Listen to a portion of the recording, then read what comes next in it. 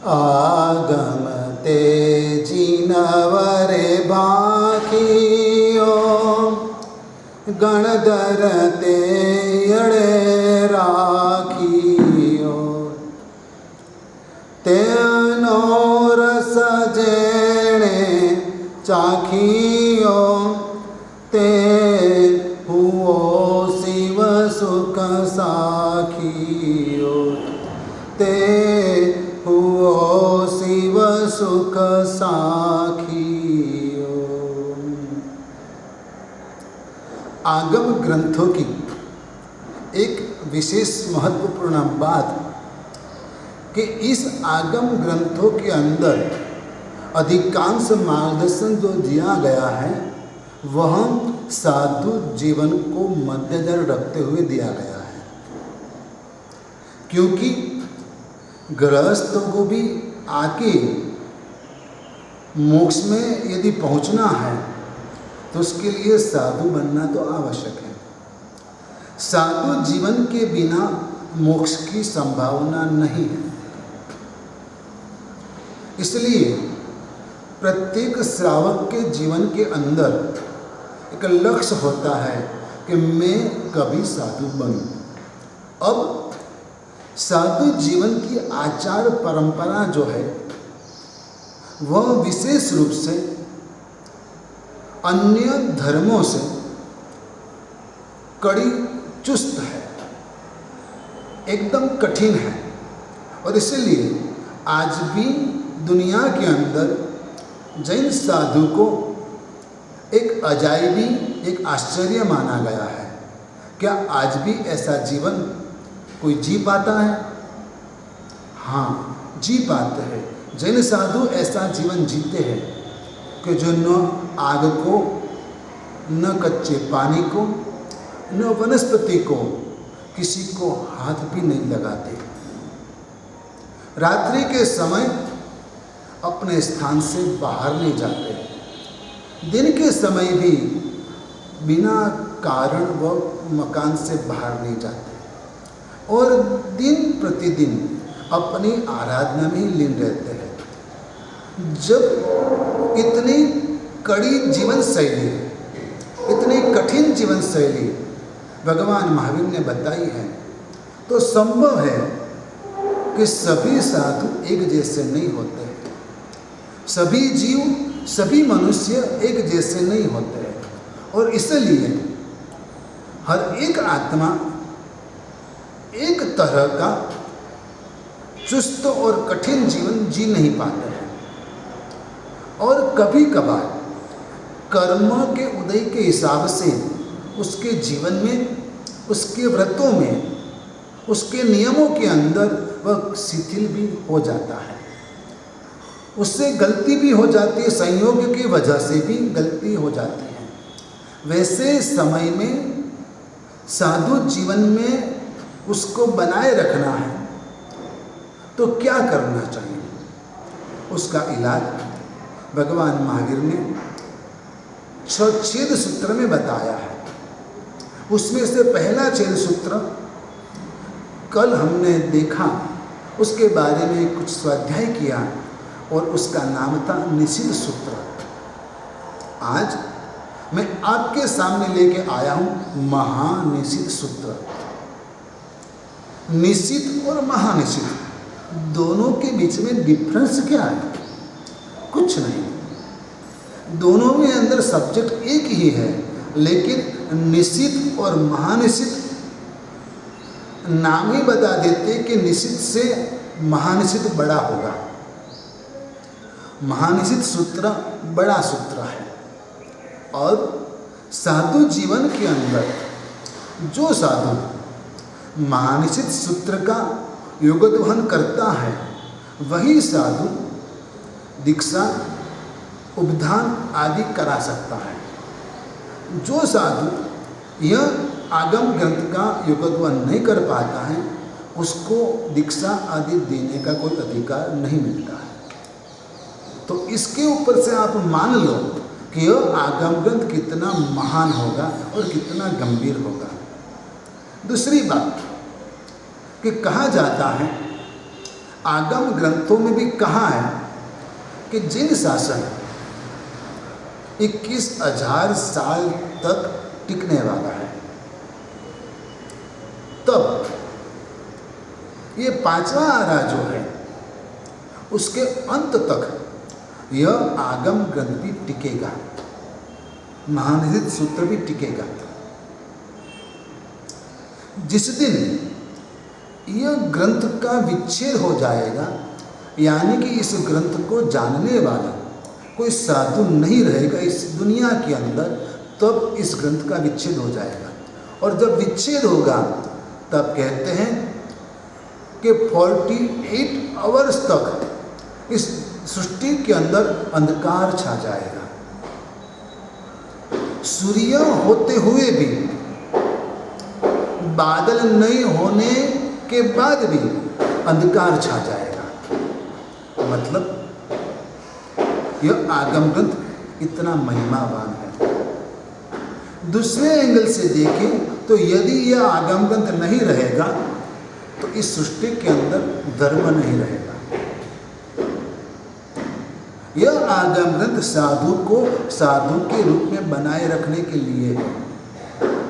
चाहे गलती कैसी भी हो जाए, उसके जीवन में चाहे कैसी भी शिथिलता आ जाए, लेकिन उसको प्रायश्चित देकर, प्रायश्चित लेने के लिए उत्सुक करके, सरलता से प्रायश्चित वो कर लेवे और उसका स्वीकार कर लेवे, गलती का स्वीकार कर लेवे, तो उसको वापस साधु जीवन में स्थापित किया जाता है। उसके लिए क्या करना चाहिए, कैसे करना चाहिए, क्यों करना चाहिए, कब करना चाहिए, यह सभी बातें इस आगम ग्रंथ में बताई है। एक मुनि भगवंत है, इतिहास प्रसिद्ध है, नंदीसेन मुनि राजपुत्र थे। उन्होंने दीक्षा ली। जब दीक्षा ली तब भी आकाशवाणी हुई थी कि अभी आपको संसार के अंदर रहना जरूरी है, यानी कि आपके भोगावली कर्म बाकी है। फिर भी उन्होंने दीक्षा ली। दीक्षा लेने के बाद उनके मन के अंदर काम विकार पैदा हुए। कई ढंग से, कई तरह से, अलग अलग तरीके से अपने आप को संयम में रखने का प्रयास किया, अपने आप को समझाया, अपने मन को समझाया।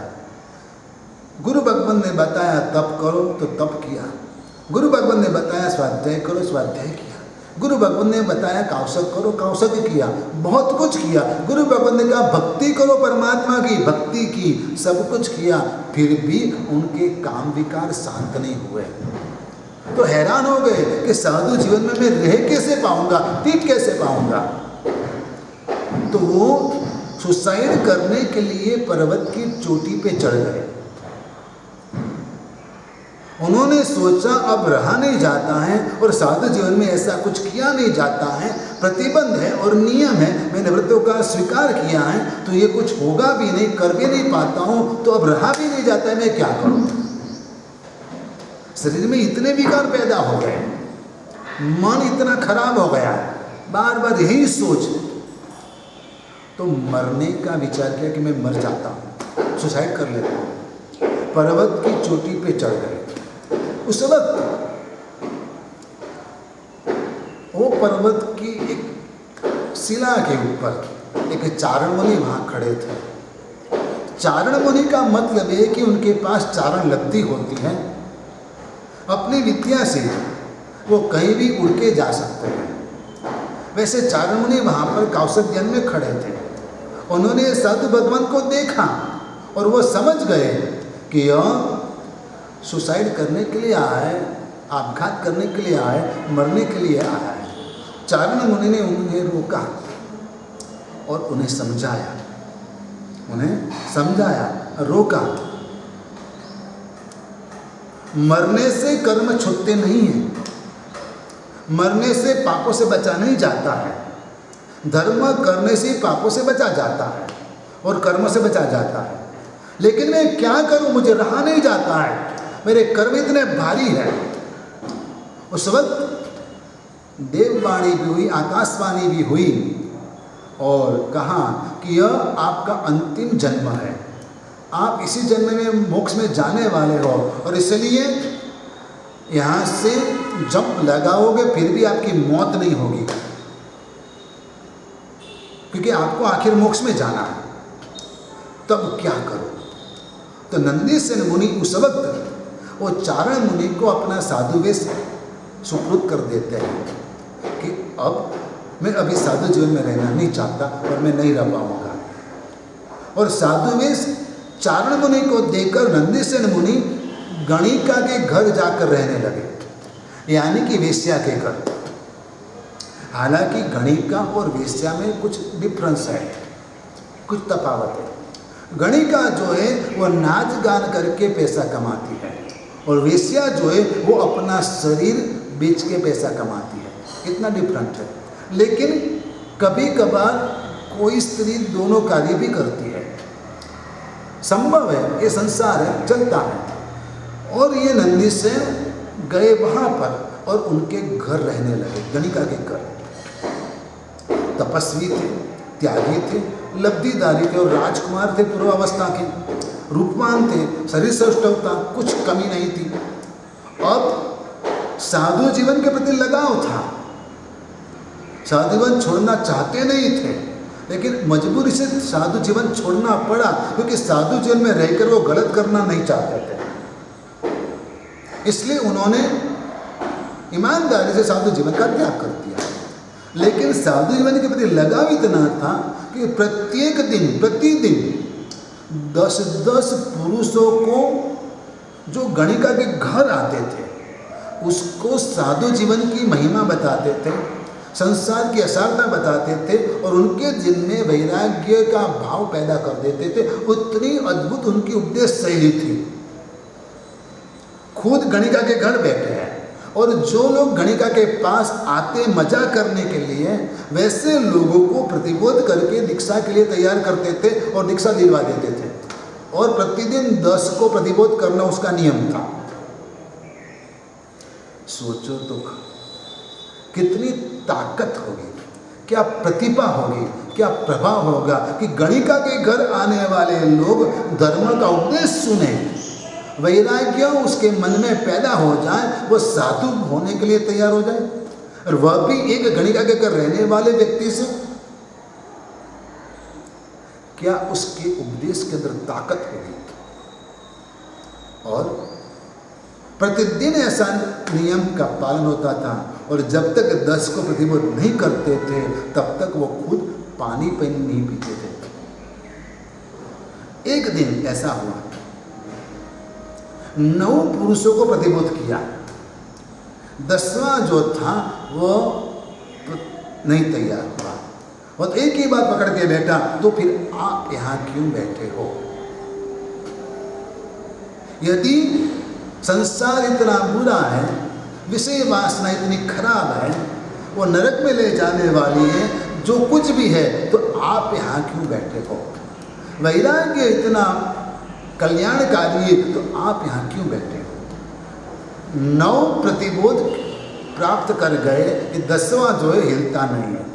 अब घंटा 2 घंटा हो गया, 3-3 घंटे बीत गए, अब तक पानी नहीं पिया है। गणिका जो है इतने समय से उसके साथ लगाव में आ चुकी है, अटैचमेंट हो चुका है, अट्रैक्शन हो चुका है, और इसलिए वह भी बेचारे कि अभी तक क्यों नहीं आए, तो वह बार बार बुलाने के लिए आती है। और नंदीसेन कहते हैं कि तू जा, अभी एक है बाकी है, उसको समझा कि मैं आता हूँ। लेकिन दूसरी बार, तीसरी बार, कई बार ऐसा हुआ और वो हिला नहीं, समझा नहीं। गणिका भी हैरान हो गई कि कब तक मैं भूखी बैठी रहूं, 12 बज गए, इतना टाइम हो गया, अभी तक ये नहीं हिला कि 9 को हो गया, एक बाकी है। गणिका इतनी हैरान हो गई, वो गुस्से में बोल गई 10वें आप। और उस वक्त नंदीसेन को झटका लगा।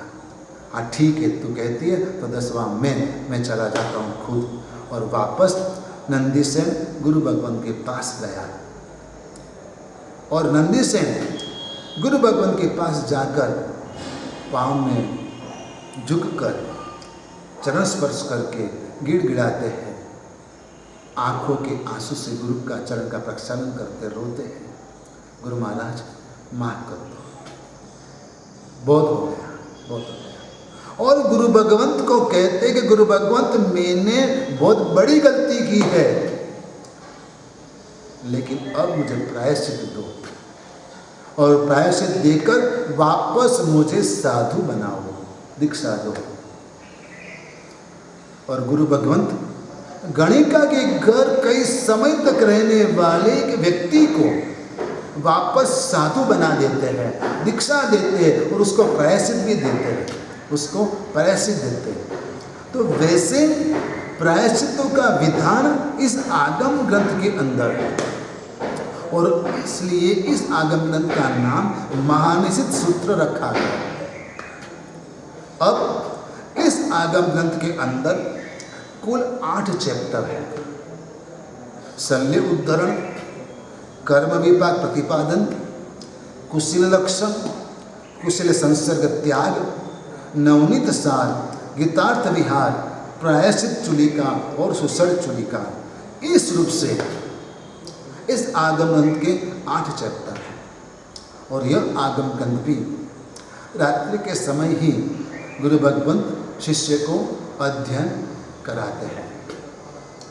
दिन के समय सबके सामने सबके सुनते हुए इस आगम ग्रंथ का अध्ययन नहीं कराया जाता। इस आगम ग्रंथ के अंदर साधु को यदि आवश्यक है, नेसेसरी है और उसको कुछ चाहिए, अब रात्रि का समय है तो क्या करे? क्या वह उपास्य से निकलकर बाहर लेने के लिए जाएगा? नहीं जाएगा। अपने स्थान से वह बाहर निकलकर जाएगा नहीं। और चाहिए, इसके बिना चलने वाला नहीं है, तो क्या करेगा? तो कहते हैं कि जो व्यक्ति ने साधु को ठहरने के लिए जगह दी है, जिसको सयातर कहा जाता है, वैसे सयातर के पास से ही साधु जो चाहिए सो मांग कर लेगा। यदि साधु चाहे ठहरे हैं, जिसके मकान में ठहरे हैं, उसके घर से पानी ठंडा करने के लिए परात ली है, मटका आदि लिया है, सोने के लिए बैठने के लिए पाटला टेबल लिया है। कभी आज के वर्तमान संयोग के अंदर साधु को ब्लैंकेट की आवश्यकता रहती है तो किसी के घर से ब्लैंकेट लेते हैं। लेने की छुट्टी है, मना नहीं है, लेकिन उसका उपयोग कर लेने के बाद जब उसकी आवश्यकता नहीं है तो गृहस्थ को वापस कैसे देना, उसका भी यहाँ पर नियम बताया है। गृहस्थ से यह सभी चीज़ें कैसे लेना और कैसे वापस करना, उसका नियम बताया है, ताकि गृहस्थ को साधु के प्रति अभाव न हो। यदि साधु को पहनने के लिए कपड़े चाहिए तो गृहस्थ के पास से वह कपड़ा कैसे लेगा, उसका विधि बताया है। अब होता ऐसा है कि आज तो ब्रिज बनने लग गए और ब्रिज बहुत सारे बन गए, इसलिए नदी उतरना जरूरी नहीं रहा। लेकिन पहले के समय में कोई ब्रिज नहीं थे और इतने सारे ब्रिज नहीं थे और बहुत कहीं घूम के जाना वह साधु जीवन के लिए योग्य भी नहीं था, तो कभी कभार साधु को नदी उतरना पड़ता था। उस वक्त साध्वियों को भी नदी उतरनी पड़ती थी। तो साधु क्या करेगा? साध्वी को नदी पार कैसे कराएगा? पानी बहुत है। तो यहाँ इसके लिए भी मार्गदर्शन दिया गया है कि पहले साध्वियों को नदी पार कराने के लिए नदी में उतरने देंगे। साधु उसके पीछे चलेंगे, साधु उसके पीछे चलेंगे। अब पहले आगम ग्रंथ में जो बात थी वो आज अभी मैं कह रहा हूं, आगम ग्रंथ की बात आचारांग सूत्र की, कि साधु एक साथ 2 पांव पानी में नहीं रखेगा। मतलब एक पांव पानी में है तो दूसरा पूरा पांव पानी से बाहर निकालेगा, वो अंदर रखेगा, बाद में दूसरा पांव रखेगा, एक निकालेगा एक रखेगा। वैसे करके एक साथ दोनों पांव पानी में रखकर वो चलेगा नहीं। जितनी विराधना कम हो गई उतना वो ख्याल रखेगा। ये साधु जीवन की मर्यादा है। अब कुछ कपड़े भी भीगे हो जाते हैं नदी के पानी से, तो साधु क्या करेगा? नदी पार करने के बाद सामने किनारे जब पहुंच गया है तो वह सूखी रेती में थोड़ी देर खड़ा रहेगा। वो अपने कपड़े से पांव पोंछेगा नहीं, कुछ नहीं करेगा, यूं ही खड़ा रहेगा और पानी सूख जाएगा, फिर अपने आप वो चलता जाएगा, लेकिन वो पानी नहीं पोंछेगा। अब ये साध्वी भगवंतों की बात कि साध्वी जी भगवंत नदी पार कर रहे हैं, उसके पीछे साधु भगवंत चल रहे हैं। अब उसमें से कोई साध्वी जी भगवंत का बैलेंस नहीं रहा और पानी में गिरे, उस वक्त क्या करेंगे? क्या साधु देखता रहेगा? जबकि साधु को नियम है कि वह साध्वी का, स्त्री का, किसी का भी स्पर्श न करे। तो उस वक्त उसे क्या करना चाहिए? जब साध्वी एक मरने जा रही है, मतलब मर रही है, यानी कि पानी में डूब रही है, तो क्या करना चाहिए? इसके बारे में इस आगम ग्रंथ में मार्गदर्शन दिया गया है और कहा है कि सर्वप्रथम जो साधु भगवान थे उसमें से जो वड़ील है, जो मुख्य है, वो गीतार्थ है, वो क्या करेंगे? तो वहाँ यह सोचेंगे ये जो साधु जी भगवान थे उसका भैया या तो उसके पिताजी जिन्होंने दीक्षा ली है, यदि वो साथ में, तो वो उसको आज्ञा करेंगे कि आपके साथी जी भगवान को आप बचा लो। यदि कोई उनका भैया या तो उनके पिताजी जैसा कोई साधु यहाँ नहीं है जो रिश्तेदारी में लगता है, तो कोई वैसे बुजुर्ग या तो सशक्त व्यक्ति को, यानी कि साधु को वो सूचना देंगे और साधु भगवंत को पानी से निकालने का मार्गदर्शन करेंगे। यदि कोई नहीं कर पाता है तो वो स्वयं गीतार्थ गुरु भगवंत यह कार्य करेंगे। यह अपवाद मार्ग है, लेकिन साधु या साध्वी को बचाना वह मुख्य उद्देश्य है। यह पूरा आगम ग्रंथ साधु को साधु जीवन में स्थिर करने का प्रयास करता है, साध्वी को साधु जीवन में स्थिर रखने का प्रयास है।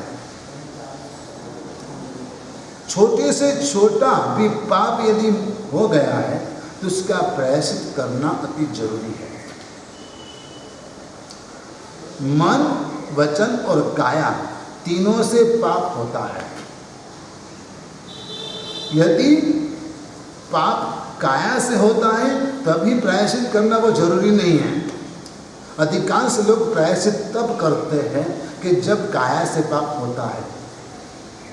जब तक काया से पाप नहीं होता है तब तक मैंने क्या किया है, मैंने कहाँ किया है, मैंने नहीं किया, वैसा करके वह प्रायश्चित करता ही नहीं है।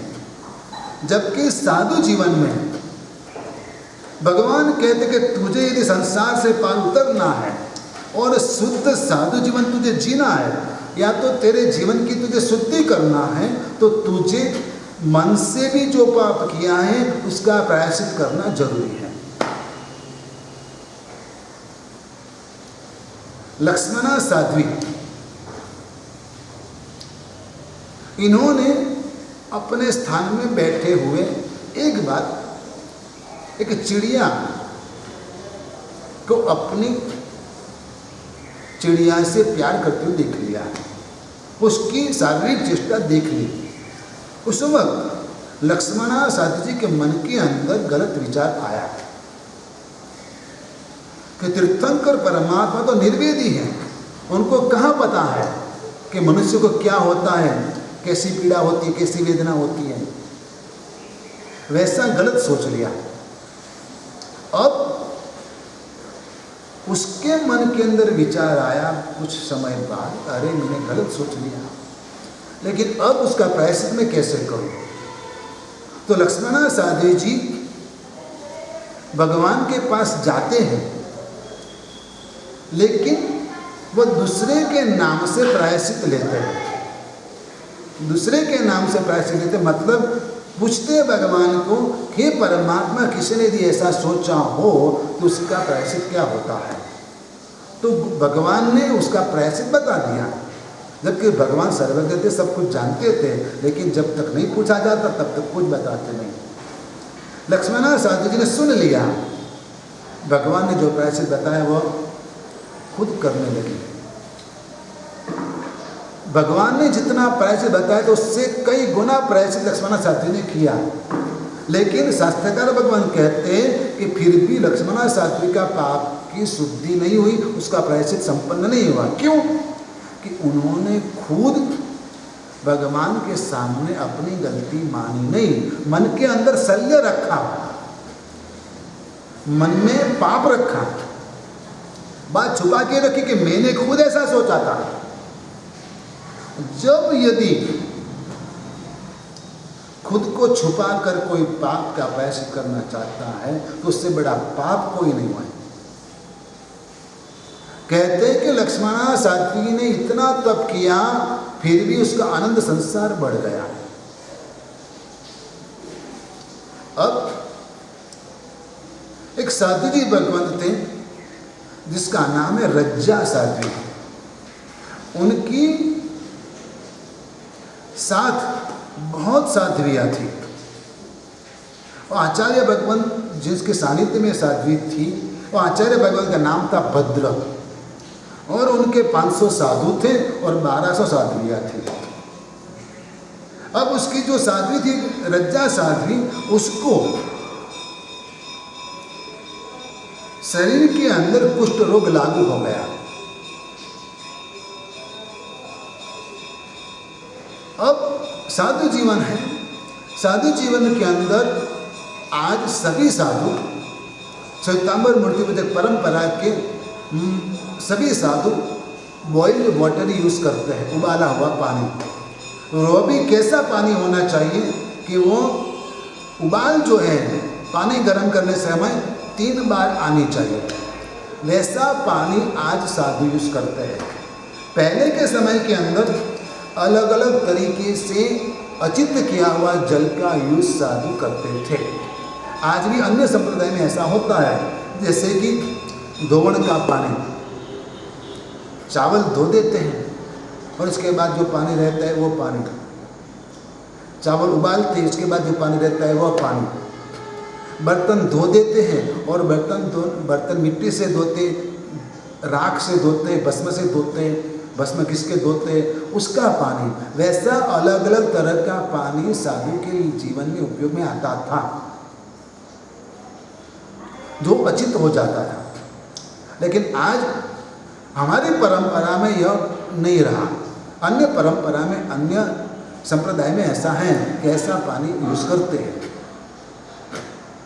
अब ये साधु जी भगवंत को जो कुष्ठ रोग हुआ तो उन्होंने अपने साध्वियों को ऐसा कहा कि ये रोज उबाला हुआ पानी पीती हूँ ने, इसलिए मेरा शरीर खराब हो गया, कुष्ठ रोग हो गया।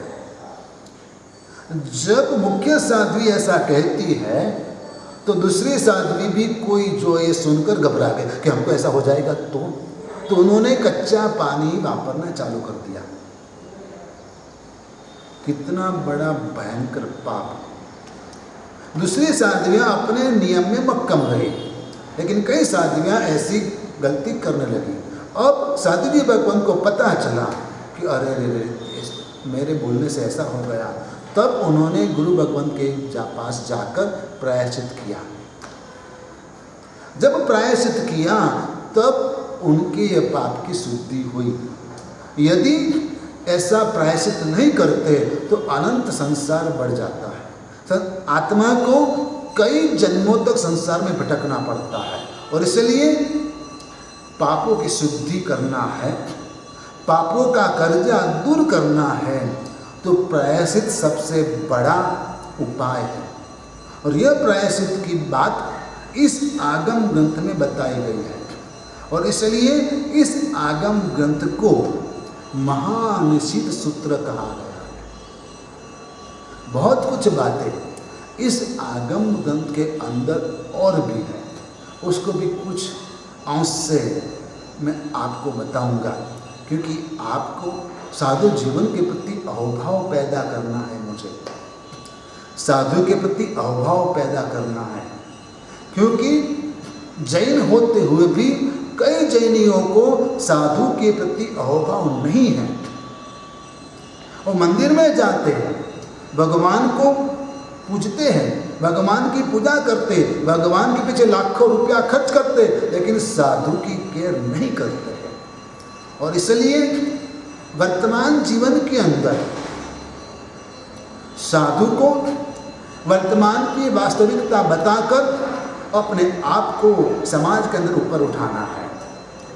बताते भगवान महावीर के समय की बात, 2500 साल पहले की बात का हम उपदेश करते हैं, और जीते 2500 साल के बाद के आज के युग में जीते, विज्ञान के युग में हम जी रहे हैं। तो जो आगम ग्रंथ में लिखा है और जो वर्तमान है जीवन, उसका तालमेल यदि श्रावक नहीं देखता है तो उसके मन में अभाव पैदा होता है। इसलिए वर्तमान व्यवस्था, द्रव्य, क्षेत्र, काल और भाव देखकर यशोविद जी महाराजा कहते हैं, संयम खपकर्ता मुनि नमिये देश काल अनुमाने रे। यानी कि देश काल के अनुसार जो साधु संयम जीवन का पालन करता है उसको आप वंदन करें। संयम खपकर्ता मुनि नमिये देश काल अनुमाने रे। महानिधि सूत्र आपको ये बताता है कि साधु पाप तो कर लेता है, पाप करना सबके लिए संभव है, हो जाता है, लेकिन समाज की नज़र में सिर्फ पाप आता है, लेकिन प्रायश्चित किया हुआ समाज की नज़र में कभी नहीं आता है। वो बात प्रकट करने की होती भी नहीं है, साधु करते भी नहीं है, अपना कर्म समझकर वो सहन कर लेता है, भुगत लेता है। लेकिन आपको चाहिए कि आपके मन में साधु भगवान के प्रति अहोभाव बना रहना चाहिए। बस आज इतना ही। धर्मलाभ आशीर्वाद।